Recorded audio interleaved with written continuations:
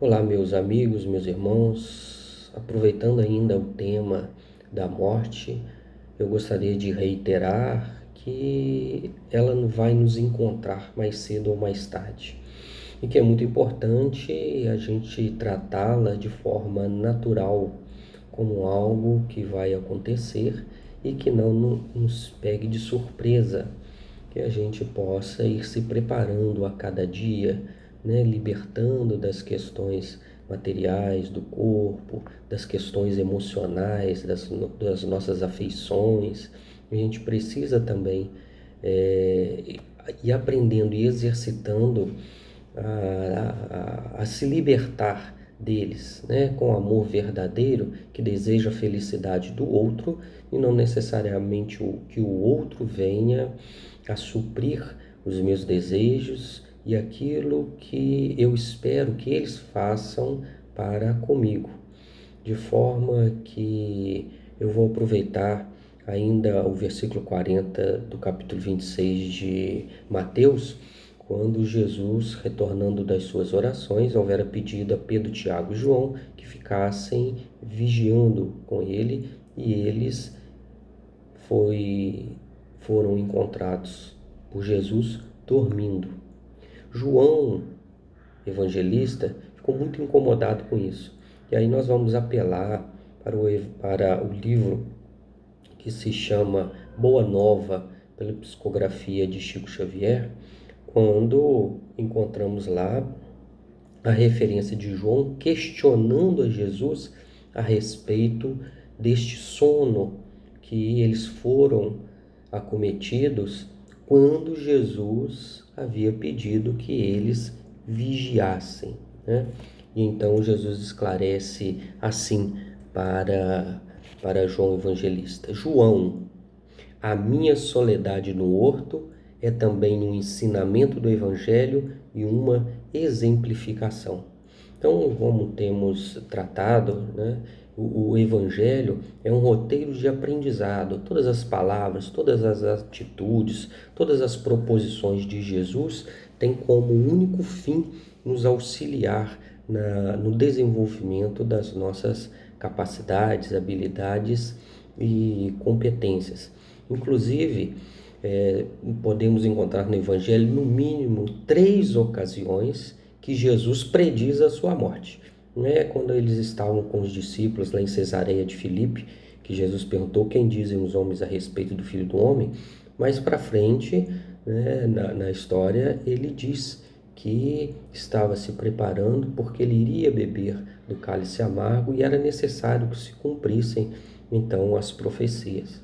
Numa outra oportunidade, antes de entrar em Jerusalém, né, a grande entrada triunfal de Jerusalém, ele também diz aos seus discípulos que ele iria ser entregue aos príncipes. E na grande ceia, né, na última ceia, ele também fala efetivamente, de forma bem específica, que estavam chegados os momentos para a sua passagem, para a sua crucificação, né, para o seu desencarne, para o retorno da personalidade de Jesus ao plano espiritual.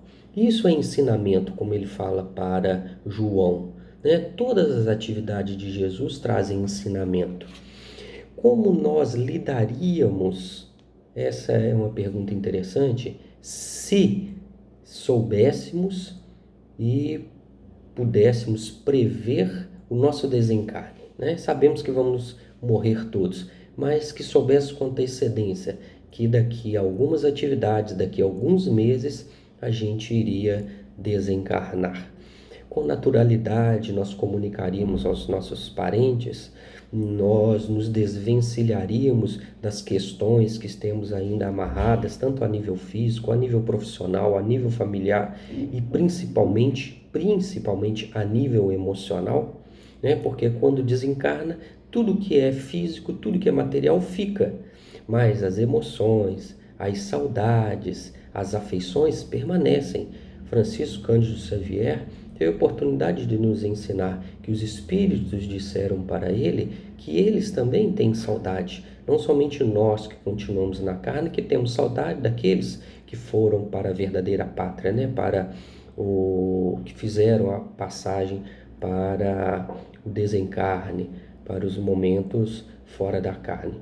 Eles também têm saudade, eles também se apartam da vida familiar, e eles não têm como dialogar, embora o contato, o pensamento, o sonho sejam algumas possibilidades do reencontro, mas não é com tanta frequência, tanto quanto nós estamos ainda aqui na carne, em que bateu saudade, a gente passa o WhatsApp, a gente liga o telefone, né? A gente deixa uma mensagem, e-mail. Existem várias possibilidades de nós entrarmos em contato com aqueles que estão aqui na carne.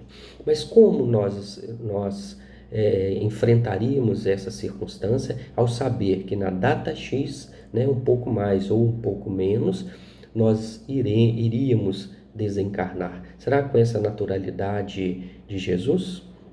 Então, está aí um primeiro exercício, né? Ele, com muita tranquilidade, avisou a todos aqueles que estavam, especificamente seus discípulos, que ele iria passar pelo processo, né, que nós conhecemos da sua crucificação, desde o seu julgamento, né, ao encontro lá com a multidão, em que a multidão pede para soltar Barrabás, e todo o processo de encaminhamento da cruz até o momento da sua crucificação, né? Ele estava plenamente consciente disso. E numa das oportunidades em que Simão Pedro, né, disse para ele: não, Senhor, se depender de mim, o Senhor não vai passar por este processo. E Jesus então disse para Pedro: afasta de mim, Satanás. Por quê? Porque ninguém pode evitar este instante primordial, necessário e inexorável das nossas vidas, que é o desencarne, né? Ninguém vai falar, ninguém vai conseguir fazer isso. Não foi por outro motivo que, quando ele estava com os discípulos, os soldados vieram para buscá-lo e perguntam quem é Jesus, ele responde: sou eu, né? Porque ele estava consciente da situação que ele estava envolvido. Simão Pedro desembainha a espada e corta a orelha do soldado Malco. Com a naturalidade de Jesus, né? Coloca a orelha no lugar e depois diz severamente para Pedro: embainha tua espada, pois quem morre pela espada perecerá. Né? Ninguém vai evitar aquilo que eu tenho que passar.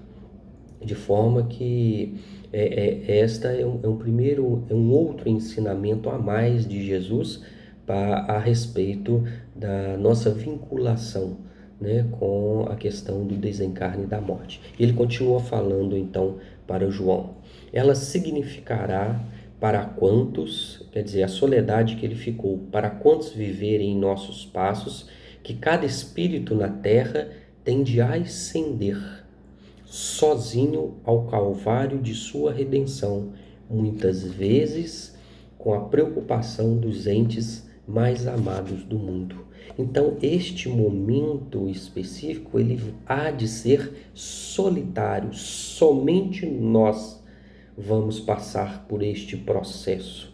E aqueles que estão ao nosso redor, por mais que nos amem, por mais que desejem nos auxiliar, jamais impedirão que a lei se cumpra, que é a lei do desencarne, que é a lei que nós cumprimos a nossa tarefa aqui na Terra, a passagem que estivemos aqui, e precisamos parar para refletir, para fazer uma análise de tudo aquilo que vivemos, de tudo que experienciamos, para projetar uma nova vida e assim irmos dando passos definitivos na nossa evolução.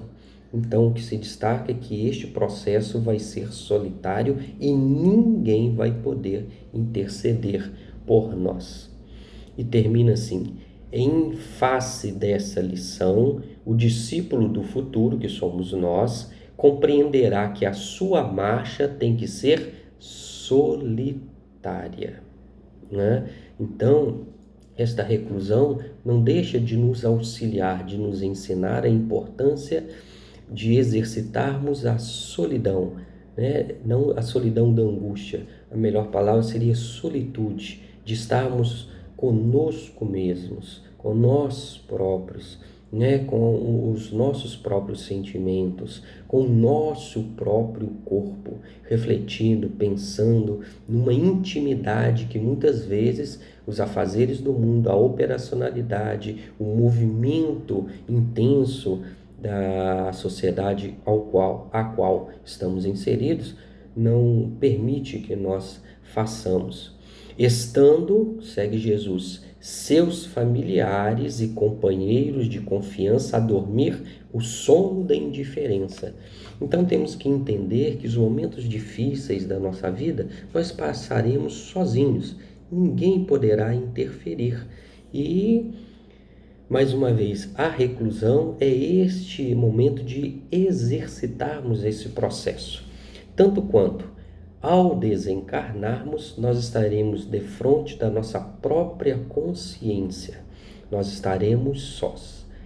Ou seja, estes momentos de reclusão é um exercício prévio para o desencarne, sendo ou não através da Covid, do coronavírus, mas efetivamente nós estamos tendo uma oportunidade de exercitar, a encarar a nós próprios o que não poderemos fugir quando nós desencarnarmos. E se eu vou ter que enfrentar a minha consciência ao desencarnar, por que não começar a fazê-lo desde já? Por que não aproveitar esses instantes de silêncio para defrontarmos a quem nós verdadeiramente somos, a deixar vazar, exteriorizar as nossas sombras, as nossas angústias, as nossas pequenezes, para que possamos então colocar luz, a luz do Evangelho, a luz da verdade, a luz do reino dos céus que está dentro dos nossos corações para clarear e nos auxiliar. E aí, devagar, nesse processo pedagógico da vida que o mundo inteiro está sendo conclamado a viver nesse momento, será de uma grande oportunidade para começarmos a deixar vazar aquilo que inexoravelmente irá acontecer após o nosso desencarne. E se nós nos preparamos, se nós nos exercitamos para este processo, deixamos vir à tona questões psíquicas, emocionais, as questões do próprio espírito que nós guardamos dentro de nós e que temos agora a oportunidade de lidar com elas, de ouvir. Nesses instantes nós vamos ter reações que iríamos admirar se fosse num tempo de normalidade. Normalidade aqui era o dia a dia sem a obrigação da reclusão, né? Porque tudo é normal. Nós estamos nesse processo de normalidade nas nossas vidas, convidando a um posicionamento espiritual interno completamente diferente do que nós estamos acostumados. Então, esse momento de reclusão é um momento prévio, é um exercício para o nosso desencarne. E repito aqui, se vamos ter que defrontar a nossa consciência ao desencarnarmos, por que não começar a fazer desse instante? E se tudo vai passar, e esses momentos de reclusão irão passar também, ao retornarmos para a sociedade, a gente pode reajustar, a gente pode ressignificar muitas circunstâncias que nós temos nas relações com os nossos vizinhos, no trabalho público, na sociedade, no movimento espírita, em relação aos nossos familiares, primos que não estão próximos a nós devido à reclusão, mas que teremos a oportunidade de refazer caminhos, né? Refazer caminhos enquanto ainda estamos aqui na Terra. E isto pode significar um salto no nosso processo evolutivo, um salto, porque estes momentos de reflexão iremos fazer ao desencarnar. Se começarmos a exercitarmos aqui, nós estaremos aproveitando ao máximo esses instantes que nos resta na carne, para que ao sermos visitados pela irmã morte, ela naturalmente nós vamos entregar este corpo, né? Essa matéria, a própria vida, e estaremos então propensos a um novo despertar, ao despertar da consciência. Então, meus irmãos, o grande recado nessa última reflexão sobre a morte é que devemos aproveitar os instantes de reflexão como um exercício que enfrentaremos ao desencarnar. Que aproveitemos todos os momentos, todas as circunstâncias, tudo aquilo que irá nos defrontar nesses instantes de solitude, de solidão, porque ninguém, né, como diz Jesus, o caminho é estreito. Se é estreito, só nós haveremos de passar. Muita paz.